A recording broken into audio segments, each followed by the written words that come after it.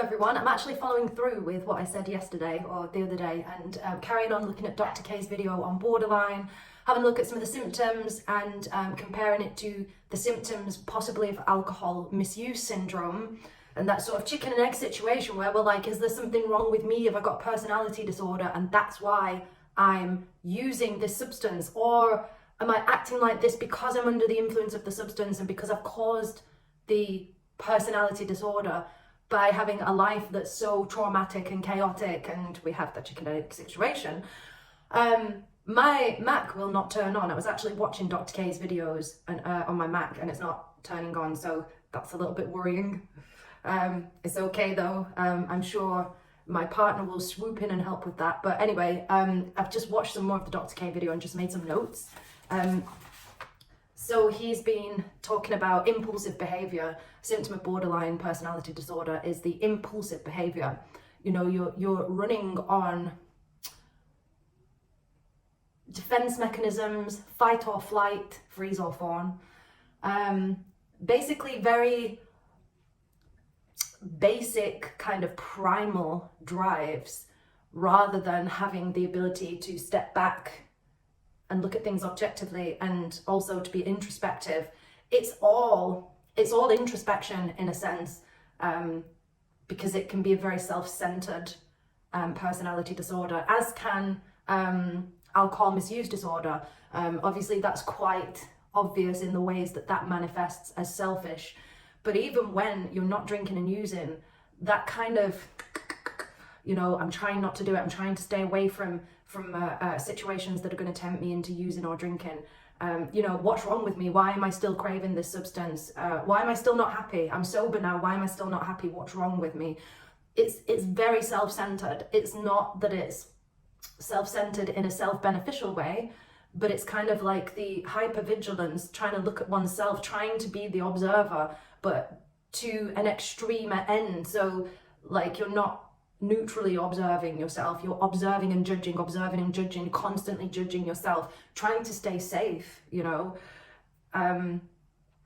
So yeah, the impulsivity, which is linked to the idea of something happens and then you respond to it. You know, I've had situations where I would be under the influence of alcohol, I'd get with the guy, the next day the guy wanted to be in a relationship with me and I would just then be in a relationship with that guy. And it's kind of like, who made the decision here? So it's kind of like having your decisions made for you based on these impulses and then not having the tools to be able to step back and go, oh, that was a misjudgment. I don't need to actually be in a relationship with this person. You know, this person makes me feel safe, but it doesn't mean I have to be in a relationship with them. That kind of idea of you're just running on one event to the other without any stepping back and getting objective and deciding whether that's actually what you want, right? And then he was talking about self-harm, obviously, is the thing that goes along with BPD. Self-harm amongst drinkers and users, I believe from talking to people in my own experience, when you're under the influence of alcohol and you're feeling that self-loathing, but you also don't have the inhibitions and the judgment, you quite often do self-harm. And I believe a lot of people who kill themselves when they have alcoholism or drug problems, a lot of the time they're actually under the influence of alcohol or drugs when they actually commit suicide. And it's kind of like they really didn't have all their faculties online when they did that, you know. And the same with self-harm as well. There's something that I've been looking at recently called the death drive. I think it was Freud who talked about that. We all have a drive as human beings to survive. We have survival instincts. You know, we eat to stay alive. We reproduce. We do all these things to keep ourselves alive, to have self-preservation, to, you know, keep our emotions in check to a certain extent. But there's also a drive, and it's stronger in one person over another, that drives a person towards death, right? I mean, death is the ultimate destination for every single person. But there's also a sort of internal drive that sways you towards death quicker, rather than trying to resist that happening and going towards the life drive.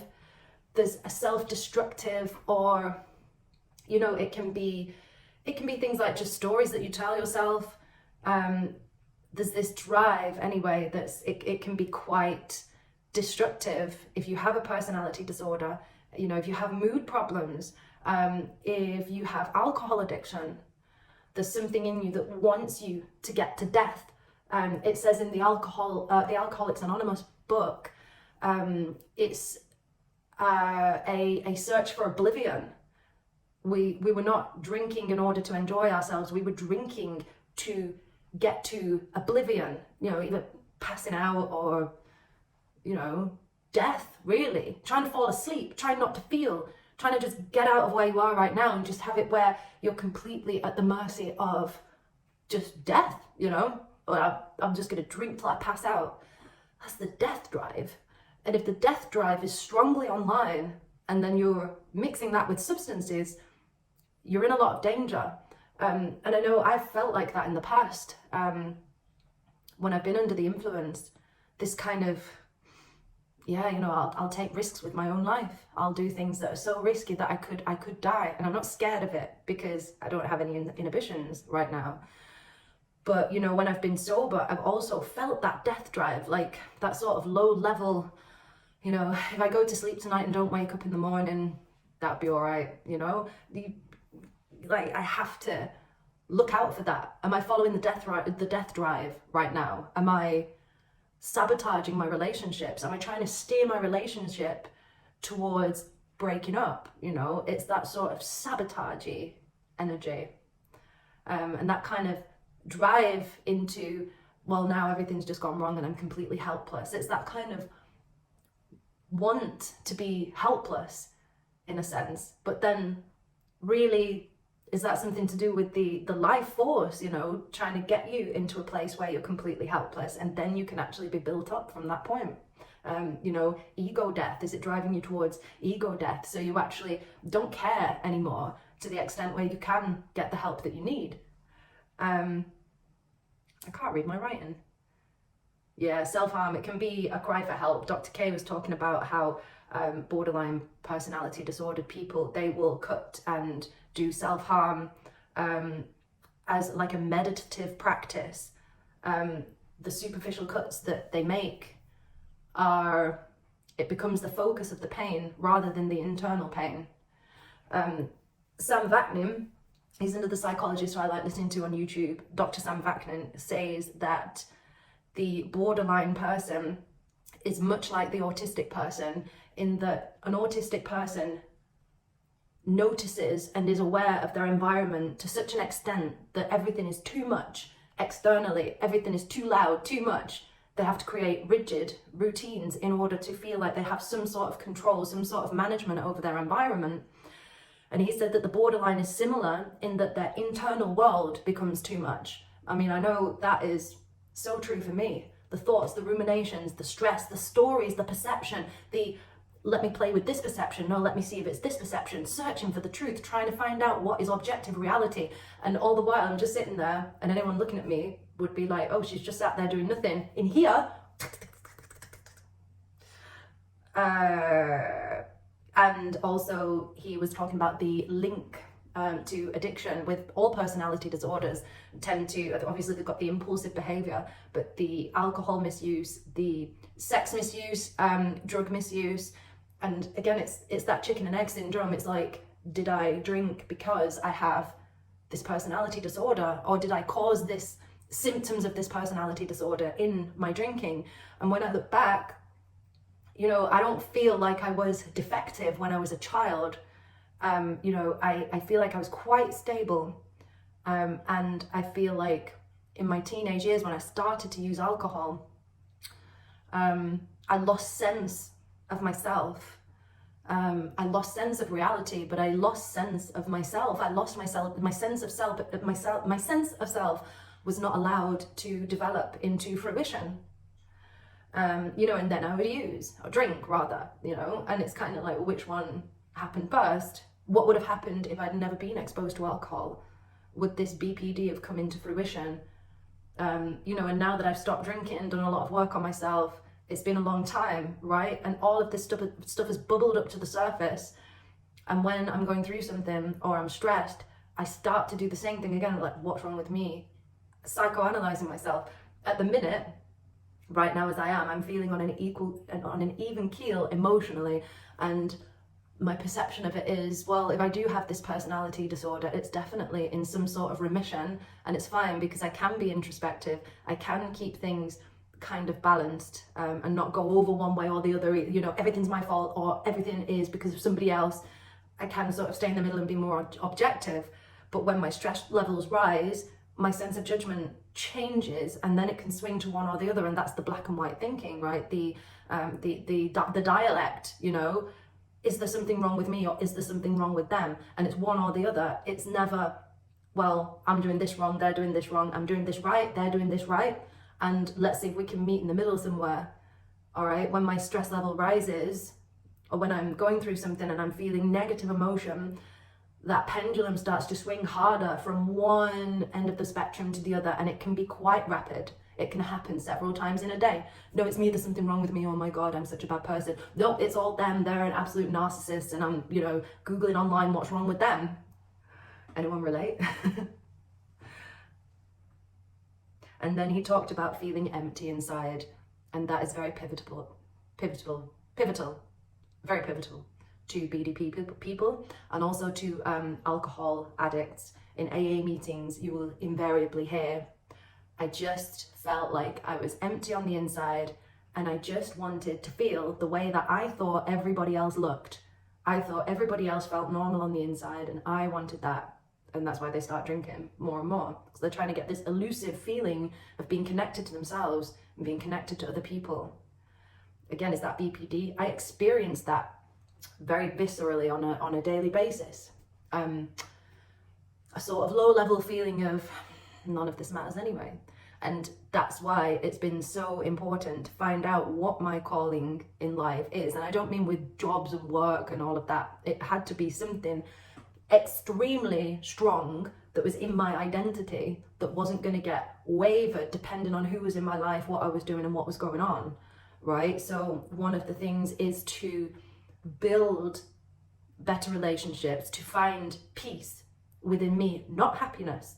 I can be really, really sad, and I can still say to myself, okay, I've done my best today. I can still be introspective. Those feelings don't swamp me. They don't swamp my identity. Very often. Sometimes it can happen. But I think somebody with untreated borderline personality disorder and untreated alcoholism, the ego continually takes a smashing, and then it rebuilds itself. It's like, I remember waking up with a hangover for the umpteenth time in a row.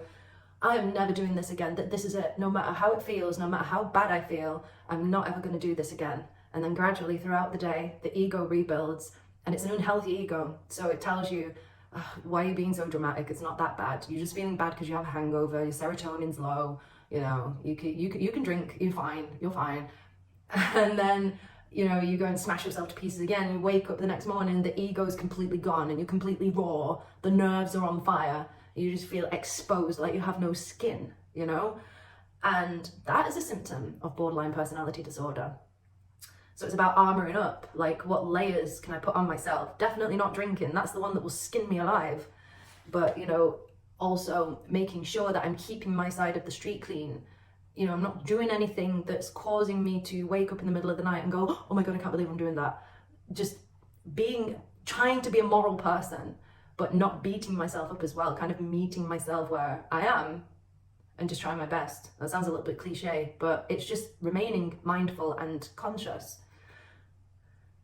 And I also link that to the sense of hunger that addicts and alcoholics can have. I know for myself, even putting down a drink, there's still a sort of, okay, what's next? Get coffee. Okay, a little bit high off the coffee. Okay, right, I'm gonna have something to eat. What can I do now? Start an argument with someone. It's this kind of wanting to change the way you feel. And not always in a good way, just in a different way. It's kind of a craving. It's a craving that never goes away. And for me, it's been about harm reduction. So I cannot get my craving, this internal weird hunger. I cannot choose alcohol to satisfy that. But there are other very minor things that I will choose, and I'm mindful of that behavior. Apparently they're saying this Ozempic that came out, this weight loss pill, they're now saying that have they accidentally found the anti-addiction drug, because apparently it works on the areas of the brain that cause compulsive behavior. And they found that people's want for alcohol and cigarettes also goes down, as well as their obsession with food. And I've always said that I feel like addiction, alcoholism, is very similar to OCD, because it starts with a little niggly thought, a restlessness, a kind of sense that things are not quite right. I need to do something about this. It's very OCD. And, you know, those obsessive, intrusive thoughts can sometimes come in, but it's not strong. Like I have trained myself to catch them very early. And that's what I've been doing for the past few years, and it's worked, and they don't really come in as much, but I do allow myself to, you know, drink a strong coffee, or use a bit of nicotine. And it's not necessarily the using of it that calms down that kind of low-level hunger, but it's knowing that I don't have to stay off everything. I mean, I'm pretty clean living, but, you know, there are a couple of vices, and if I start trying to be an absolute purist, well, I'm never touching coffee, nicotine, you know, junk food, whatever. Not so much food with me, but you know, if I really try and be a purist and not allow myself anything like that, and tell myself that I'm not allowed that, then those thoughts get stronger, and it comes out in behaviors such as wanting to be around people who are drinking, right?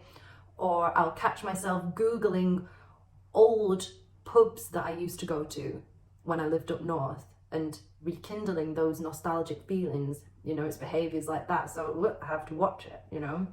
But being super strict with myself, where I'm beating myself up and denying myself small things that are not harmful to me or people around me, that are just vices that I would be better off without.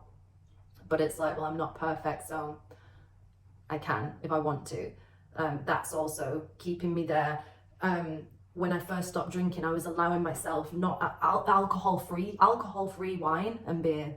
And, you know, I would sometimes get through a whole bottle of alcohol-free wine. And I was aware that I was feeding that demon. But eventually, because obviously it wasn't getting me drunk, I sort of started forgetting about it and just not drinking it anymore. And it just fell by the wayside. You know, but there are people who will say, no, that is extremely unhealthy behavior, and I don't disagree with that. It is unhealthy. However, it was better than what I was doing. You know, now I don't really drink non-alcoholic wine anymore, but I do allow myself one if I want it. I think I'll leave it there for today. I was surprised that I actually had some views on the last video and some comments as well. It's really nice to hear people's feedback, and yeah, I don't really know what I'm doing with this channel, but I'm just going to keep going, I think. And I've got a lot of things that I'm piecing together in my head, and, you know, I would like to just have it out there in some sort of order and see what happens. So thanks for listening. Bye.